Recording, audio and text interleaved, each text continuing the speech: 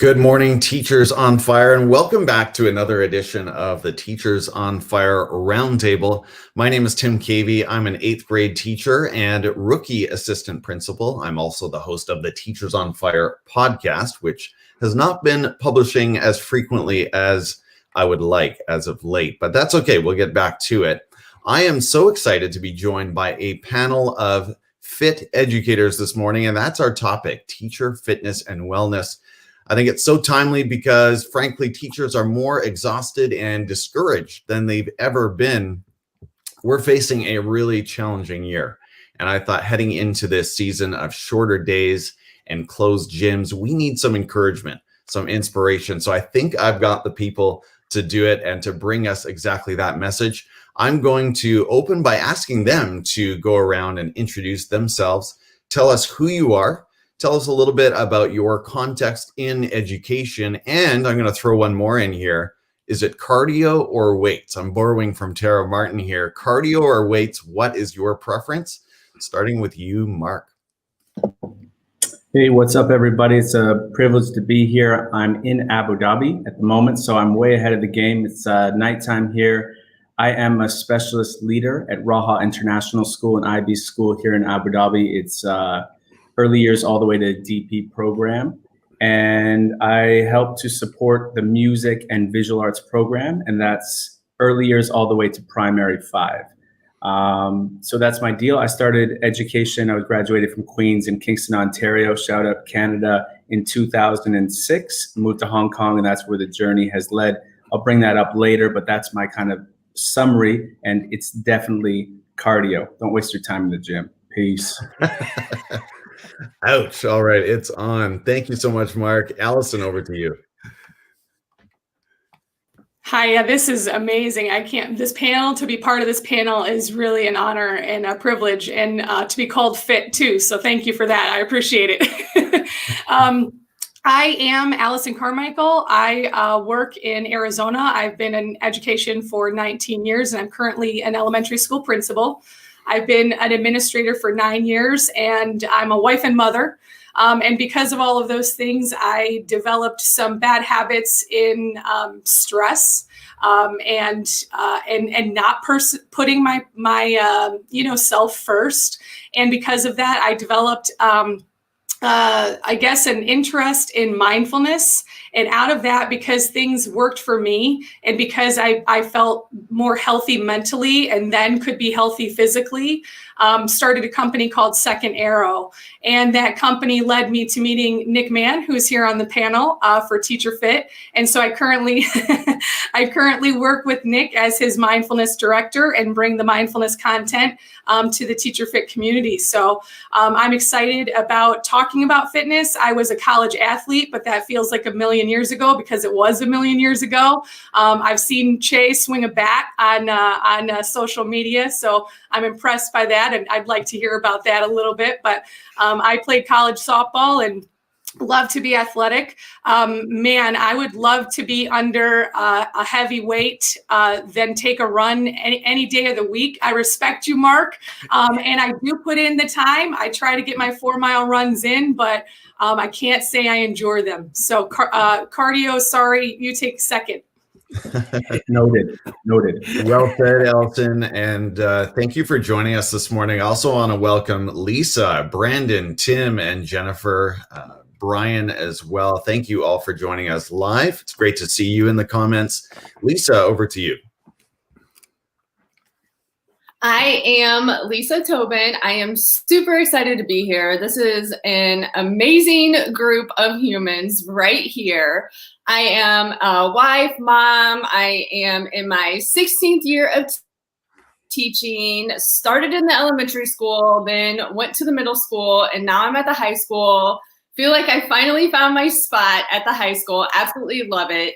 Had the privilege to be able to follow a crew of kids from elementary to middle and then to high school. So there's never a honeymoon period in the first couple of weeks of school. Like, we just go straight into it. So it's a ton of fun. Absolutely love it. So I started my wellness fitness journey when I felt like I kind of like the whole life just kind of took a hold of me. And you kind of like when you become a mom and try to figure stuff out, and then you have another kid, and then I had lost my dad to cancer. So all of that just kind of like added up, and fitness and just like working on my mindset is what pulled me out, and honestly has kept me in the profession of teaching, because there was a time where I was like, I'm done, like this is enough, but it really wasn't the profession. It was just really just life kind of happening. So yeah, thank you for having me, Tim. This is fantastic. So glad to have you, Lisa. We've connected on Instagram Live. This is great to connect again here. Shay, over to you. I don't usually go before Pav speaks, so I'm already at a loss as to what to say. But I'll go with, I'm Shay. I'm All the script. Pav, text me some notes. On the way. I'm a middle school teacher, have been for 20 years, a lot of time teaching physical education. Obviously, with the new situation, I don't specialize in gym at the moment, but on a personal level, I gravitated as a gym teacher because the secret is out. I actually have no PE qualifications, but I've always been an athletic guy, and my administrator said, it's time you stop coaching all the teens, and why don't we make you come and actually be the gym guy? And so I sort of naturally assumed the role that way. And as Allison commented, I did have a luxurious career playing university baseball when I was young. And when it comes to Mark and Tim's question of cardio versus weight, I was all cardio when I was young because I was fast. I could lay down a bunt and I'd be standing on second. Young and wise. But as I some of you have noticed my journey. I blew out my knee a few years ago playing ball, and I shifted to weights. And this summer has been my return to try to run because I'm very uncomfortable running, and I wear a big, huge like RoboCop leg piece to keep me stable. So I've been cardio, been to the weights, and now shifting back into the cardio because I'm starting to feel strong enough to run comfortably. And that's my educational wellness journey. Thank you so much, Che. And we're going to come back to the journeys too in round two. I'll be asking each of our panelists for an experience or a memory, a story of how fitness has really impacted them. Nick, over to you. Good morning, everyone. It is an honor to be here with this group and a follower of all of you for what seems like a long time now. But I am Nick Mann, founder of Teacher Fit and now Student Fit. And after getting out of the United States Marine Corps, I had a passion for working with students, which led me to start an after-school program at my local middle school, which was almost 100% free and reduced lunch, at-risk youth. And once I was in the school working with the students, I saw there was a dire need for help in the educator realm. Teachers were burned out of shape, and just in need of help. And that led me to form Teacher Fit. And from there, we went from one school to 50. And as of this week, I think we're in 256 schools in 3 countries, providing mindfulness with Allison, which I think is just an amazing asset to our community, fitness classes each week, yoga classes each week, and then our nutrition and wellness challenges 3 times a year. It's been an awesome journey getting to be a part of the community, not having a traditional background in education, just becoming more familiar with the daily journey and passions that educators have. I experienced them as a student, but now as a semi-peer to educators, it's just a powerful thing to see, and I love seeing it. So it's an honor to be here. Thanks, Nick. And did you answer that third part, cardio or weights? Cardio or weights. So I would prefer weights any day, but I'm currently training for a 50-mile ultra marathon. So my current lifestyle is more in the cardio realm, which is painful, but enjoyable in the long run. Wow, 50 miles. Okay. Tara, over to you. Oh.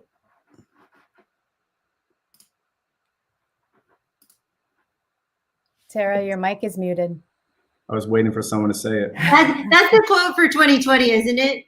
Like, muted. That's gotta happen at least once. And I still do it every time. Okay, so here we go.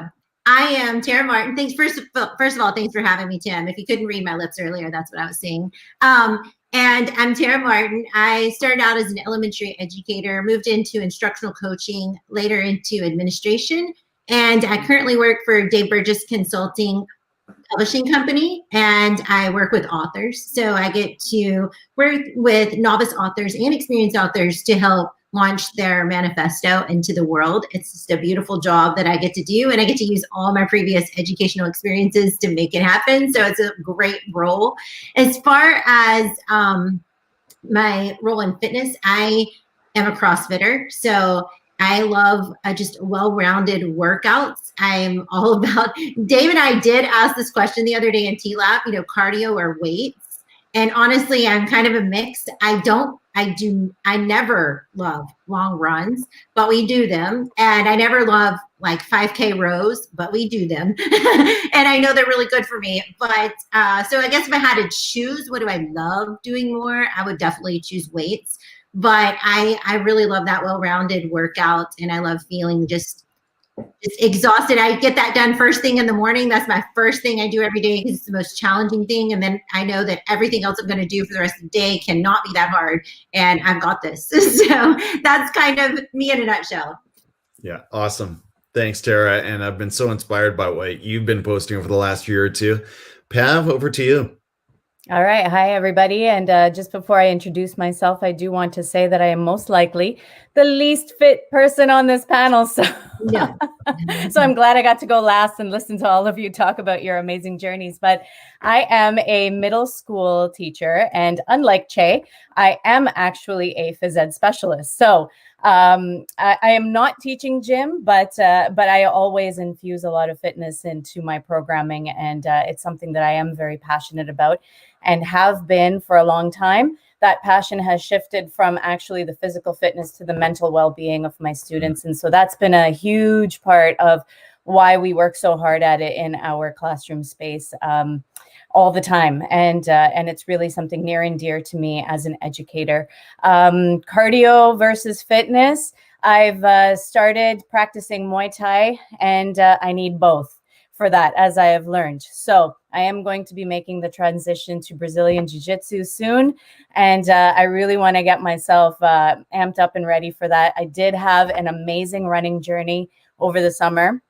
And so many of you actually provided so much great input on that journey for me. And I was so grateful because I've never been a huge fan of running, but much like what I do with the rest of my life, if I hate something that much, I have to do it and I have to conquer it. So that's been a big part for me. And so, yeah, cardio and weights, they're both really important, as I've learned, as I get my butt kicked every week at Muay Thai.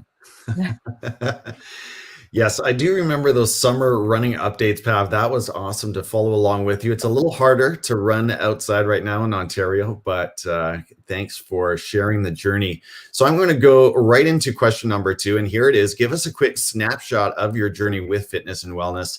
How has fitness positively impacted your personal and professional life? Now, one note of caution. We have a big panel here, and if we all take 5 minutes on this, that will be all of our time. So try to keep it to about 60 seconds. But let's snake our way back here. Pav, going back to you, how would you answer that question?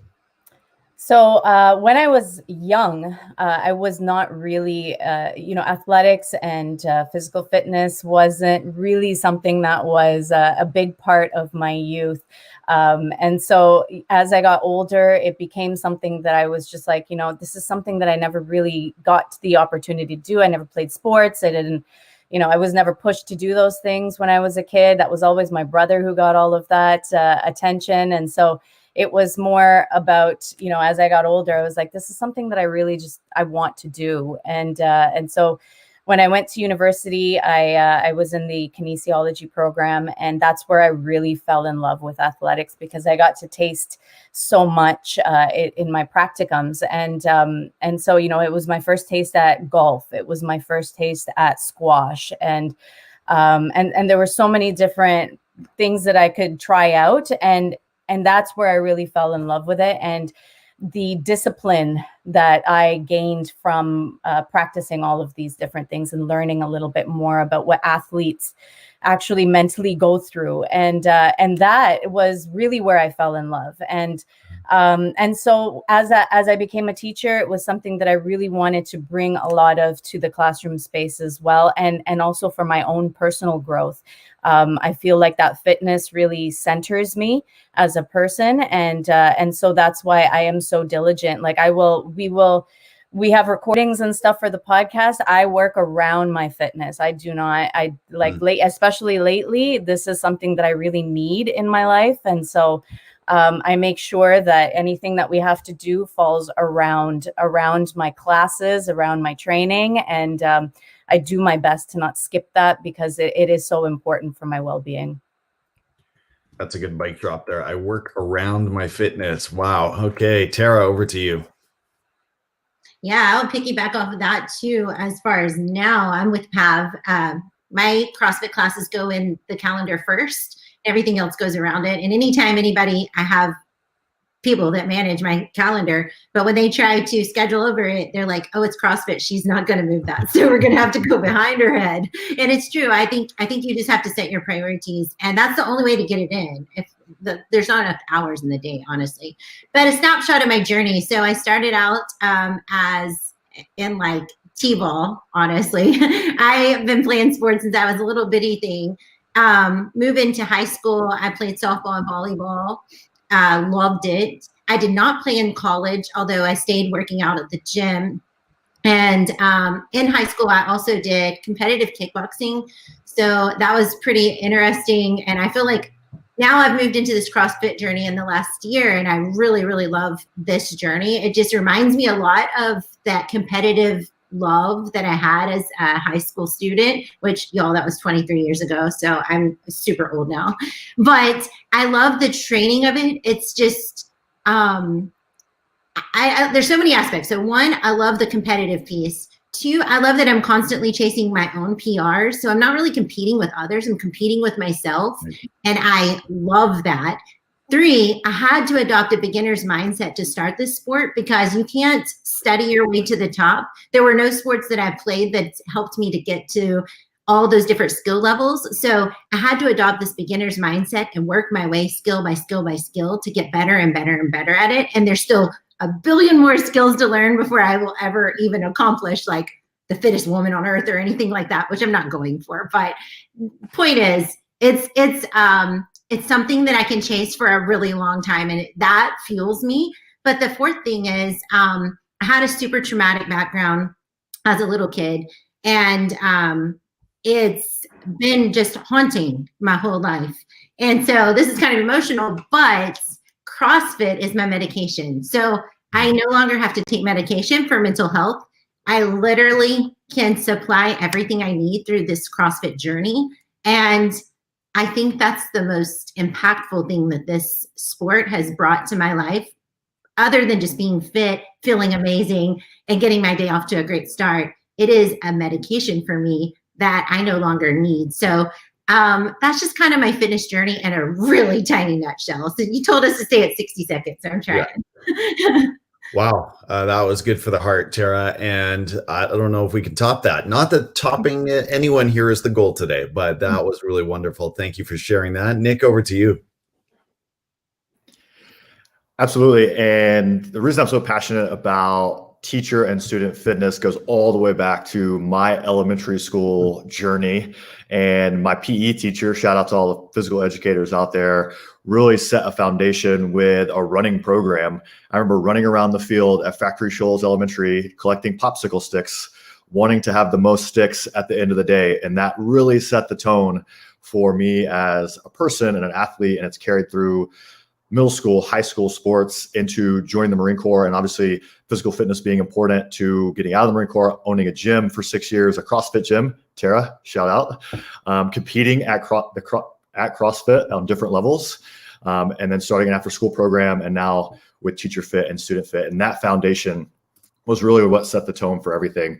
But what's important to me, and I think it's going to resonate with everyone based on what everyone's saying, is that it's the one thing I can control every single day. I can make a decision to go for a run in the morning. I can make a decision to go for a quick workout. And amongst all the chaos that is 2020, it's even more important that I am in control of this one piece, and that piece can set me up for success no matter what else happens in the day. And that's what it really means to me now. But that foundation started in school so many years ago. Thanks, Nick. Love this comment from Michelle. When you're leading a fitness class, that keeps you accountable. You cannot miss it. Nick, I'm sure you'd agree with that one. Che, over to you. Oh, when I think about my athletic journey, I'll say for me, self-reflecting, it parallels with my teaching journey. And so I'll think of myself as a young John McEnroe. I was really good and I was really cool when I was younger. And as a teacher, I relied on my youngness to get me through.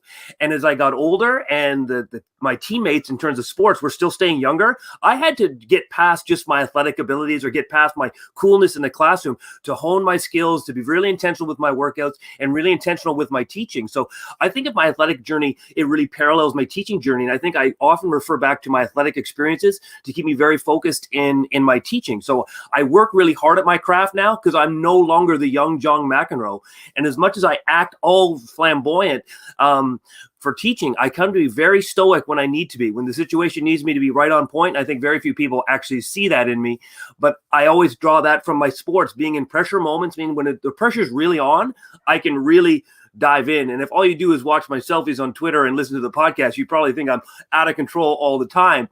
But I think there's a comfortable level of playing the sports where knowing this is my recreational game and now this is playoffs. Now, boom, let's focus in. So I think my sports journey really helps me keep me refined in my teaching practice.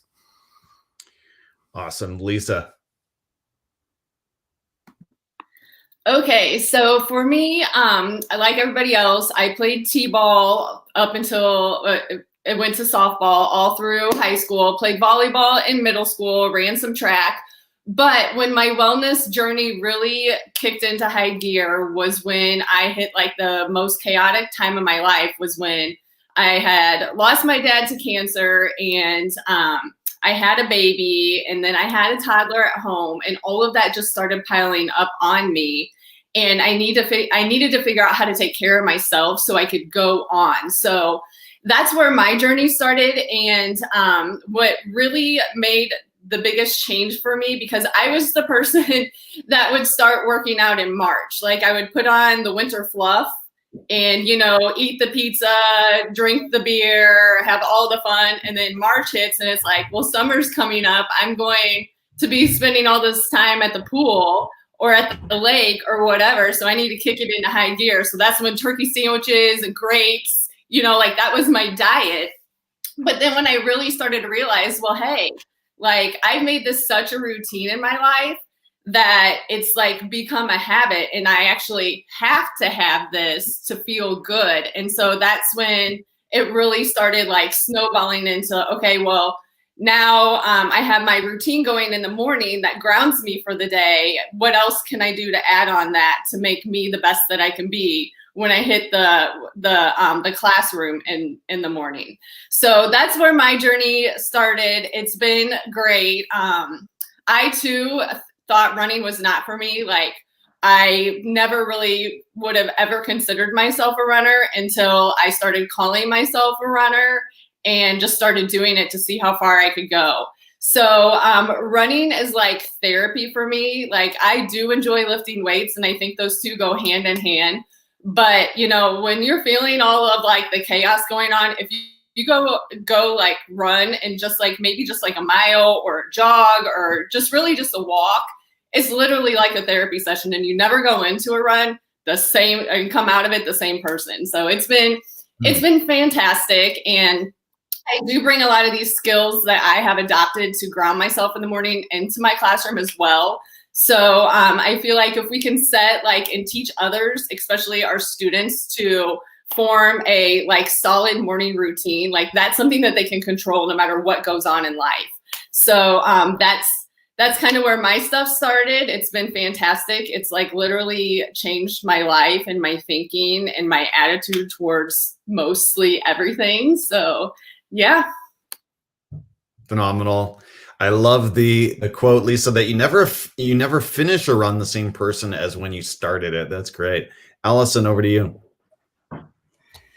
Yeah, I'm inspired by what I hear, but I also relate so closely to what I hear. I hear a lot about boundaries and routines. And so as also a child athlete, and I'm so excited to hear all the softball players. That's exciting. I loved my time on the field. I went into education and loved being a coach. I don't know that I think I taught so that I could be a coach, but I loved being a coach. So I coached golf, I coached volleyball, I coached basketball, and I coached softball.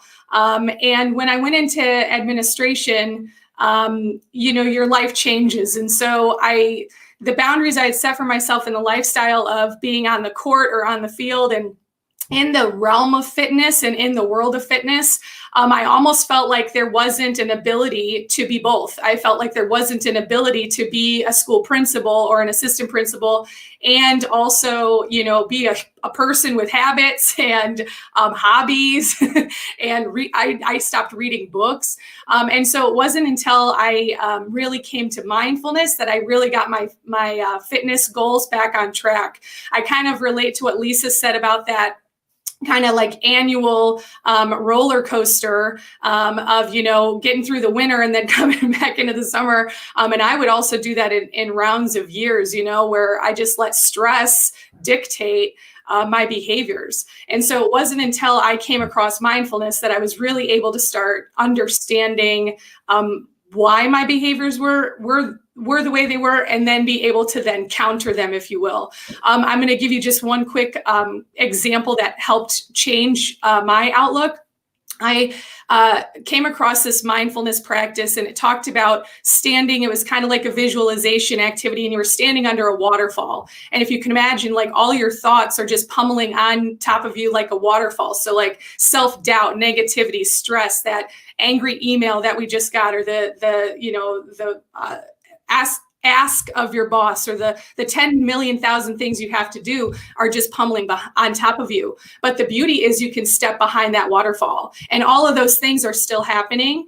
You just watch them happen now, and you're no longer under that pressure, that anxiety. And now you can see it for what it is, and you can then have choice in how to move forward.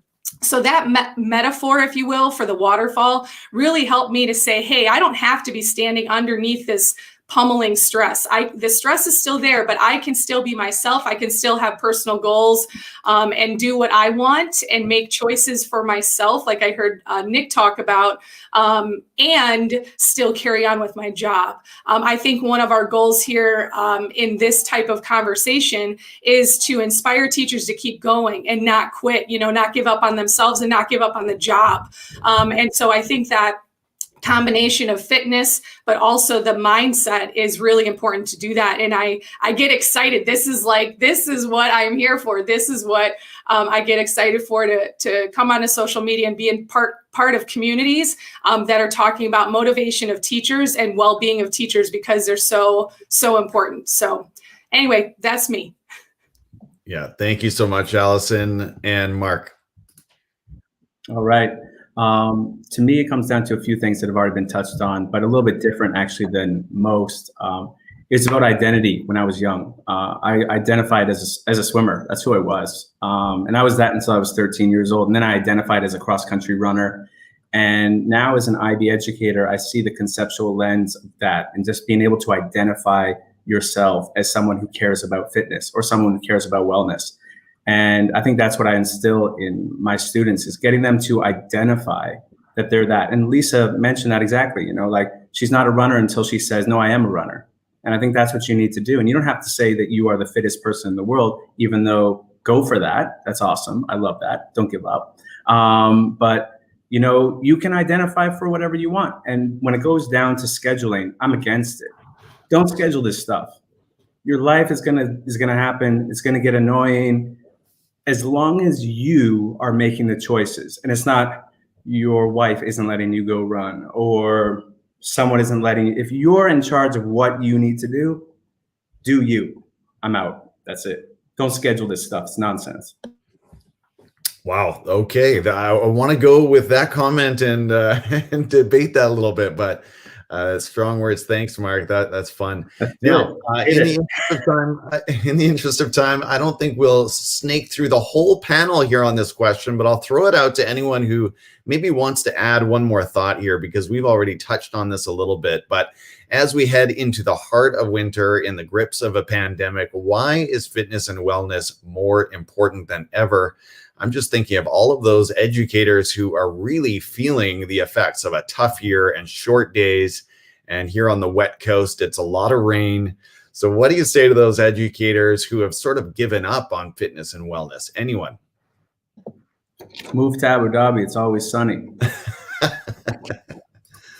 That's one thing. Another thing for real would be if you make it part of your day, and something like in the run and rant kind of philosophy, where if you can make something that allows you to sweat, and to quote Matthew McConaughey, as I know everyone likes to do, things pile up on you, like we were talking about the waterfall piling down.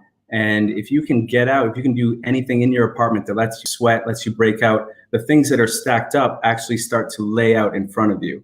And if you've ever done a run and rant, or done something where you've done exercise and then reflected on a topic that you started the exercise with, it looks different at the end. It just always does. And it goes back to what Lisa was saying, that you come out a different person that you went in. And it doesn't have to be go out for a big run. Just do something that can allow you to break the moment or break the routine of what you got going on in that day, doing quick push-ups, whatever you want to do, your choice. Do that and let those things on your shoulders lay down in front of you. All right, all right, all right. I think we've all had those moments post-workout or post-run where we think, oh, I forgot that I can think this clearly sometimes. So I think that's what Mark is speaking to there. Would anyone else like to add to this question, sort of behind the why? We're going to get into the how in a moment, and I'd like each of you to share some simple strategies that teachers can use at home. But let's talk about the why for just one more moment here. Lisa. Okay, can I go? Okay, so, like with winter coming on and the days getting shorter, I mean, I know for me, like my classroom has no windows in it. And, like it's hard to feel like happy and, like ready for the day with the days getting shorter. So I know for me, I have to start my day off with some kind of movement. And, like when you move, you're automatically getting those endorphins going, and it boosts your mood on its like naturally. I've also even put a trampoline in my classroom, a little mini trampoline, just because we are all feeling everything. And like the kids, they'll go and they'll take their iPads and they'll stand on the trampoline and bounce. And literally, like, even if one of them comes in and they are just kind of like down or tired, I'm like, go bounce, and they'll bounce. And then they're like, oh, I feel so much better. Yeah. Cause you're waking your body up. Like, it's so important now, I think more than ever, to develop some kind of routine. And, for me, it's in the morning because it literally grounds me for the day. So when the chaos hits, and like Mark was saying, I am better equipped to respond to the chaos instead of react to the chaos. Even like as simple as getting out the door with 2 kids in the morning, like you attack things with a completely different mindset when you can build some type of movement within your day. And, just like the endorphin rush, it just wakes your body up, and is so important just to keep that healthy mindset. And you process stuff so much when you're challenging yourself first thing in the morning as well. So that's my thing. I just hope those kids are not recording video while they're bouncing on the trampoline with those iPads. So as long as that would be painful viewing. I'm not totally certain if it's more important or there's just more roadblocks that just convince ourselves to not take a shot. So the idea that it's more important, I would probably argue it's not that it's more important, is that when the sun goes down, or you can't even say something as simple as bringing your kids inside, and now we're rushing out because it's cold, where before in the summer you would stay out for 15 minutes and you could quickly just improvise and do something active. So I think there just becomes so many more roadblocks. And a lot of us that are very comfortable with physical education, when we think of our teaching, we can quickly and naturally really deviate something to make it really physical and movement oriented, where if you're not necessarily comfortable, when those roadblocks come up, you shut down. So I think it's just about showing people the way you can really modify your activities and get those quick workouts or get your students moving really quickly and easily. And ultimately, I would say it's about modeling it, because not everyone is really comfortable in sort of that PE space or that PE mindset. Yeah, well said. Yeah, Jennifer, and I think too, like people think that you have to, like a workout's like a whole like hour and a half. No, like 15, 20 minutes, get your body going. And, like if you think about it, like that's just such a small portion of your day to make you feel better. And I think that's kind of where some misconception and some intimidation comes in. That's a perfect segue into question 4, which is this: what are some simple tips and strategies that you could share for exhausted educators to start to improve their fitness and wellness from home? And I'm saying from home because I think in some cases, some jurisdictions, gyms are closed. I know at my gym, I can still go, but it's online reservation only. So people face different challenges there. But let's talk about the simple tips and strategies, hacks that educators could use to just get started if maybe they're feeling lethargic and they haven't really been moving for a few months. Mark, we'll go back to you and wind our way back. Wow, are you sure about that? You're going to lead with me. All right. I would say find joy.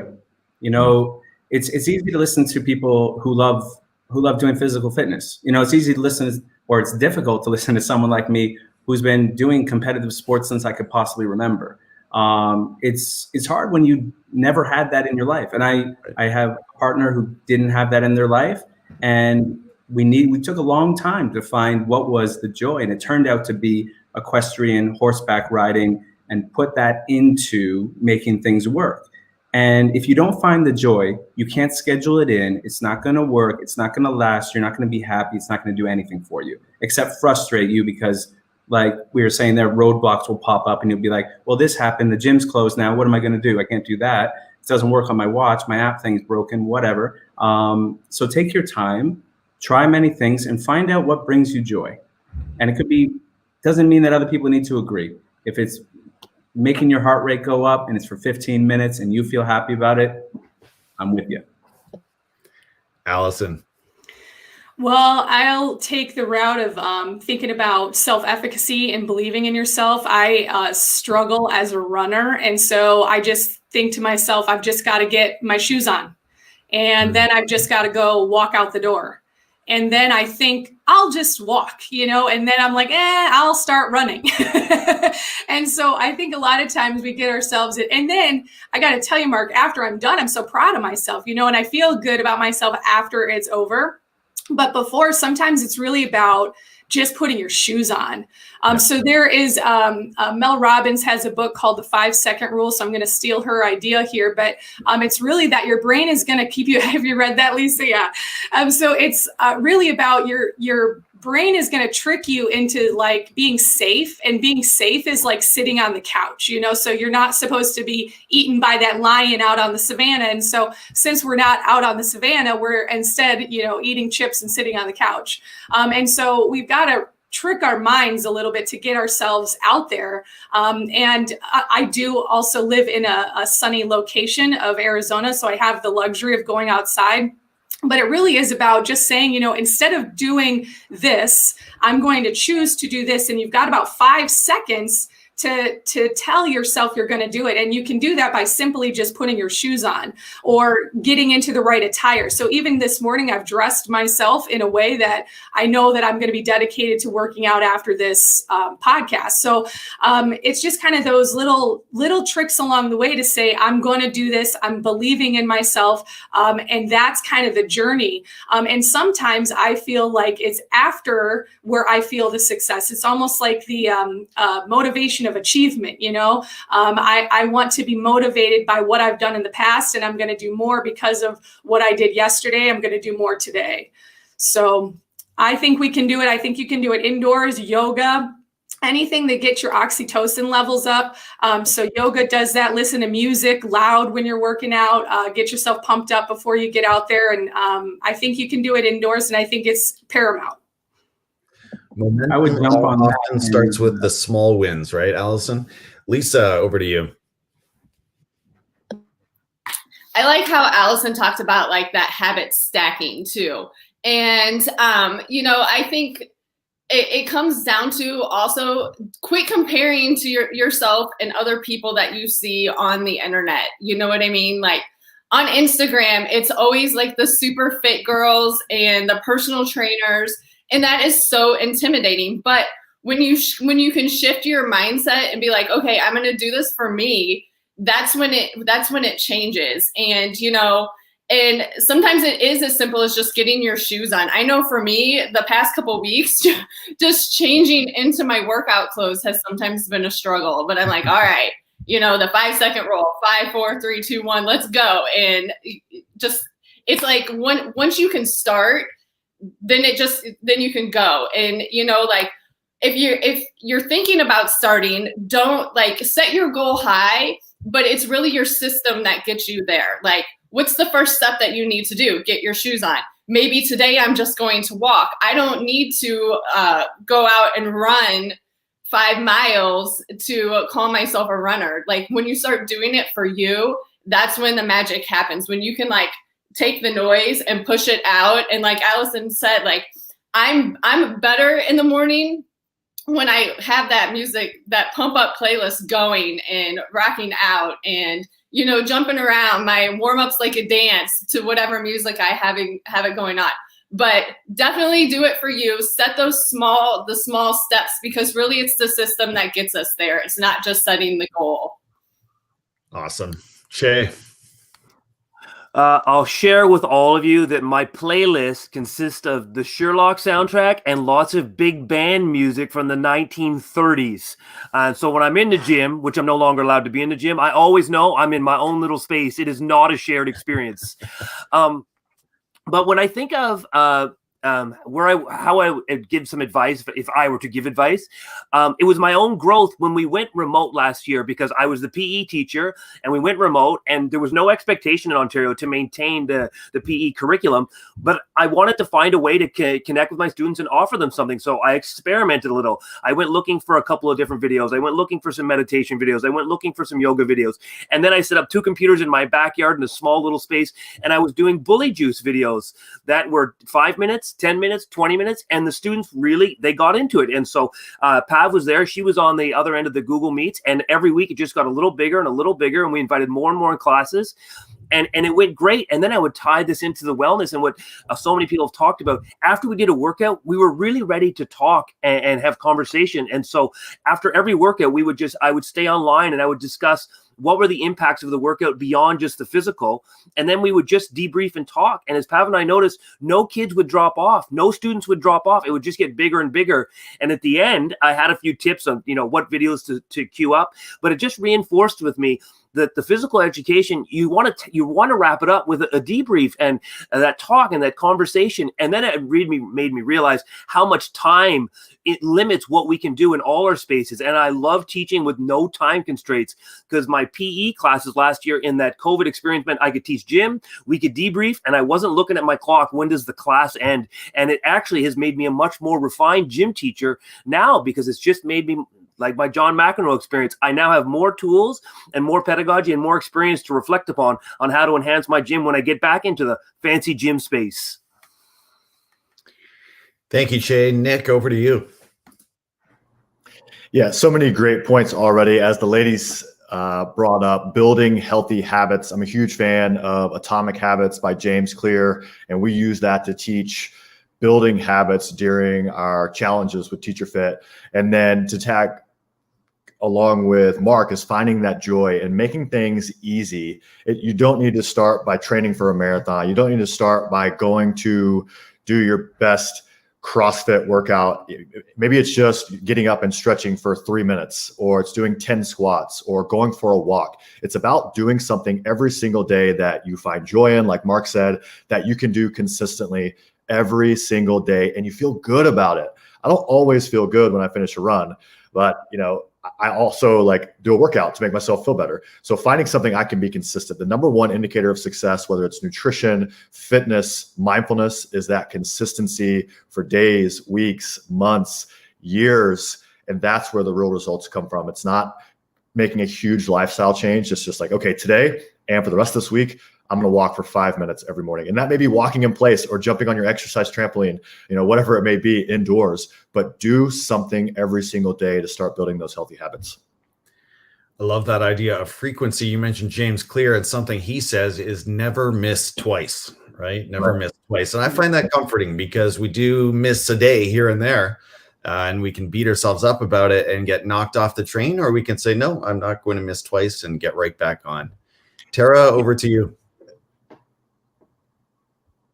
Awesome. Well, I've enjoyed everyone's comments so far. I will have to disagree with Mark in some ways on the scheduling piece, just because my life is planned by other people. So if it's not in my schedule, it's not going to happen. But that said, I love what I do. Like, sure, every morning I don't wake up and I'm like whistling and so excited to work out. That's just not what really happens in real life. And I'm all about keeping it real. But our motto at the gym is just show up. And I think that's the same if you're at your house. So during the pandemic, it was showing up for myself. Every day I just got up and I showed up. And I would go down to my exercise area and do something. I was going to do something every single day. And sometimes I would find these little workouts on Instagram. Our coach was also providing some too. But the point is, there are so many ways to move your body, and there's so much access to it that's free out there. Teacher Fit is amazing. Like, go check them out. And I love it that it's just like a certain amount of rounds, a certain amount of movements, get in your workout. But one of the tips and strategies I use because I don't wake up super motivated every single day, I put my gym clothes out the night before. They're always sitting there on the floor for me. So if I get up and I'm looking at those gym clothes and I didn't go, like, it's almost just like, it's just like accountability piece. And I know it's really simple, but it works. And another thing for me is I'm always chasing a PR. I'm always setting my own PR as personal record. I'm always setting my own personal goals. And so for me, it's not about competing with other people. It's not about competing with other people at my gym or even other people out online. I'm always trying, you'll see a lot of videos of me doing workouts, and I'm watching myself to see, like, did I improve from that time to this time? I'm always just chasing the next personal record. For me, if you have a competitive bone inside your body, that really works, because I'm like, okay, I did that pretty good last time, but the next time I try this, I'm gonna try to go just a little step further. And like, it's kind of like what the girls were saying earlier. I ran a little bit and then I was like, whoa, I can take this up to the next level. And I think those are the kinds of things that just make you feel better. You don't have to be a fitness lover to feel better from fitness. Getting up, moving your body, showing up for yourself, and believing in yourself, that's really what it's all about. And each day it just gets easier and easier. I mean, I think at some point you do have to find something that you really love doing. Like, if I had to run every single day, I've tried it. I did it for 2 years. I never loved it. I never started loving it, but I had to find something that mixed running in with stuff that I did love, because I know it's important. And so I think that's the key too. Find something that does bring you some joy. So I'm back to agreeing with Mark now and disagreeing with him at the same time. And then also figure out what your routine is going to be that helps hold you accountable to show up for yourself every single day, giving yourself a rest day now and then, of course, but then showing up for yourself every single day. Tara, because I love the point that's come out a couple times in this conversation about not comparing ourselves to others in a negative way. But I think it's also worth noting that I've put this panel together because all of you have done such a great job of sharing your fitness journey publicly. And I think that's really important too, that we sort of share what we're doing and not assume that people know. People don't know.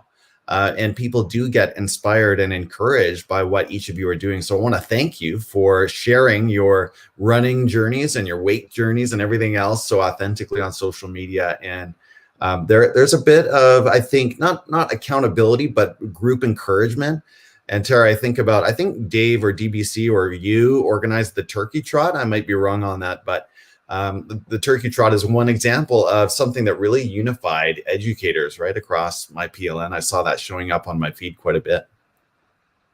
I would agree with you, Tim, on just real quick. The community aspect is huge. I think, yes, when you're comparing yourself, it's with each other, but that community cheering you on, encouraging, there's always people in my DMs like, oh my goodness, I saw you worked out today. So I was like, dang it, I got to get out of bed and work out.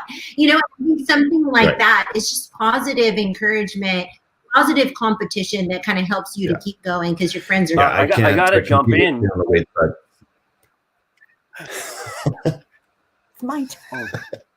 Go for it, Pav. No, Che, if you want to jump in, go ahead. Oh, I was just going to say, it's not competition. I think the key word is joy. And however it is that you get to joy, that's what's important. It's your experience. So whether it's you love the running or you love the weights, but if the target is to be joyful and enjoying your workout, then I'm not going to challenge you to have to project that you have to find that joy through how I find it. I actually find the competition, I'm not as good at, I'm very isolated, very introverted in my workouts. I actually find it very difficult to post that stuff online. I love posting my teaching where I tend to be more extroverted, but my physical journey, I'm much more introverted. And I only share my stats with Pav, and then I've never share my stats with anyone else. And so when I heard you guys talking about that PON, I agreed with it, but then I self-reflect. I said, no, but I don't really love to share my athletic journey. I like to keep it close. But then it just reminded me, we all get such joy out of our wellness, but we find different paths to get there. And if joy is the end result, then it's not for me to project on anyone what path they should take to get to that joy. Yeah, absolutely. You know, I agree with that. And I was actually, you know, it was really nice to listen to everybody talk because I took so many points out of what you guys were saying. And Tara, you brought it up first. And then Tim, you touched on it a little bit as well. I like the word accountability, you know, but you get to choose what you're going to be accountable for or going to be held accountable to, whether it's joy, whether it's the scheduling, whether it's, you know, the discipline, whether it's, you know, the motivation, whatever it is. And, you know, when it comes to fitness, and this is something that I try to instill in my students as well, is that accountability, whatever that accountability might be for, is what holds you to continuing your progress in that thing. So, you know, Che is definitely my accountability partner. And so I tell him at the beginning of the day that this is something that I need to do before the end of the day, and he holds me to it. And so that's important for me, but that might not be necessary for everybody. And at the beginning of this school year, I told my students, you know, our classroom is in the gymnasium. That is my classroom. I have a very big class, and that was the only space that we could use to be able to space out enough physically and not socially, Brian. And so it was a kind of thing where we were like, okay, I know we're in the gym, but we can't actually use the gym is no longer a shared space anymore. So we have the benefit of having that open space for us to be able to use. But I told my students at the beginning, phys ed, or, you know, every day, every time when we have gym on the schedule, we are getting outside for gym. We are going. And I said this at the beginning of the year when it was still warm out. And they hold me accountable to that. You know, when it's gym is on the schedule, Ms. Wander, you said we were going to go outside for gym. Where are your snow pants? And so we do it. We do it every single time. They make sure that I am accountable to what I said at the beginning of the year. You need your physical fitness. And they are now making sure that we do it. And that's what we need to do. So because they know that they benefit, and we all know what we get from physical fitness. We all know this. This is innate.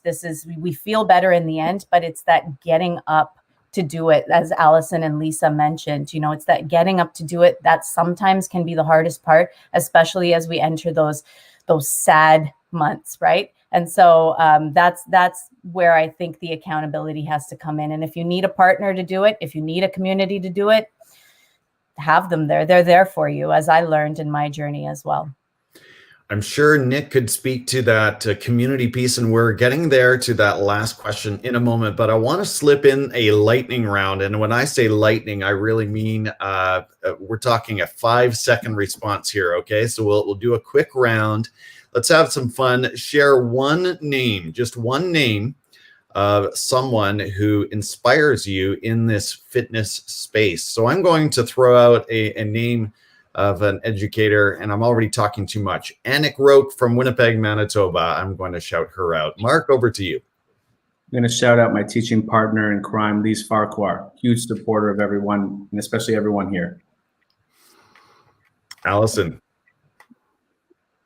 Mine's in the room. Nick Mann. Lisa. I think I'm going to go with Nick and Gina. Like, Gina is awesome. I love her. Jay. I'm going to go with Pav because every time we're doing a Twitter chat, she does the chat and I go for a run. Nick. Yeah, I'm going to have to agree with Allison, our fitness coach, Gina. I mean, she records multiple workouts a day and she does her own fitness. I mean, she's an animal. Tara. I'm going to go with my boss, Dave Burgess. We are definitely accountability partners when it comes to working out. Totally different types of working out, but yeah, he definitely inspires me every single day. And Pav. So Che took my answer. Pav Wander. No, I'm just joking. Che is definitely my resource and my go-to and my inspiration. Awesome. Well, it's been a wonderful conversation. I want to give each of you an opportunity to give our live viewers, and of course, those watching on the replay, many more watching on the replay, an opportunity to connect with you and dig into the resources that just about all of you are putting out there right now. So Pat, we'll go back to you. How can the viewers and listeners connect with you? Yeah, so Che and I are very active on social media. You can definitely hit us up at Staff Podcast, at Pav Wander, at Mr. C. Cheney, at The Drive Voice Ed. Lots of places to reach us. And we're always open for a great chat. We're on Facebook, we're on Instagram, and we have lots of conversations going all at the same time. So reach out to us. We're here for you. And you'll get a response. I can promise you that. Tara, over to you. So you can find me on Twitter at Tara Martin EDU. On Instagram, Instagram and Facebook are probably a little more where I post my fitness journeys. So if you're looking for more of that, TaraMMartin.real on Instagram, and then Tara M. Martin on Facebook. Yeah, and you can always check my website too. This, I will say for 2021, my website will be shaping up and it'll actually have an area for this type of topic. So I'm super excited about that. In the Be Real theme, it's going to have some Be Real fitness. So TaraMMartin.com. So check that out. Awesome. And thank you for joining us, Tara. Ahead of your presentation later this morning, Nick. Yep. So we are at TeacherFit _ Twitter, Instagram, Facebook. You'll find us. We also have a newsletter if you're looking for free resources. We put out free workouts, yoga classes, mindfulness, and student fitness classes every single week. So you can join the newsletter and get access to all of that. Fantastic. Che. Pav said it perfectly. You can find us all over the place. If you like to listen to podcasts, if you like nostalgia, old radio, or if you like other live streams beyond the Teachers on Fire live stream, we have all those things cooking. Excellent. And Lisa? I am on Twitter and Facebook and Instagram. I post most of my fitness stuff on Instagram, here and there on Facebook. I try to do more family stuff on Facebook, and then hit or miss on Twitter too. I like Nick's Teacher Fit community, so I post in there quite a bit. So sounds good. Allison? I'm with Teacher Fit, so I mimic everything that Nick said, but I'm also at @2 arrow on Instagram and Twitter. I have a website as well that is a little bit of an intro to mindfulness, second2arrow.com. And Mark? All right. You can find me at The Run Educator on Twitter or at Run and Rant my PLN. So for people getting out, being active, and then sharing their perspective. We've been talking about that a lot. Do it. Remember, be kind to yourself. You're your own timekeeper, and don't leave your clothes on the floor in the morning. I will finish this off and say you can reach me at Teachers on Fire on Twitter, Facebook, and Instagram. And of course, going back to the Teachers on Fire podcast, Make sure you tune in there as well. I want to thank all of my guests again this morning for joining me and sharing your expertise. I know there is so much insight and inspiration here in this room that each of you really deserves that separate conversation. So for those that I haven't featured yet on the Teachers on Fire podcast, I look forward to speaking with you at greater length at some time in the future. But until then, have an amazing December. Thanks again for dropping by. Take care, and let's connect again soon. Bye-bye.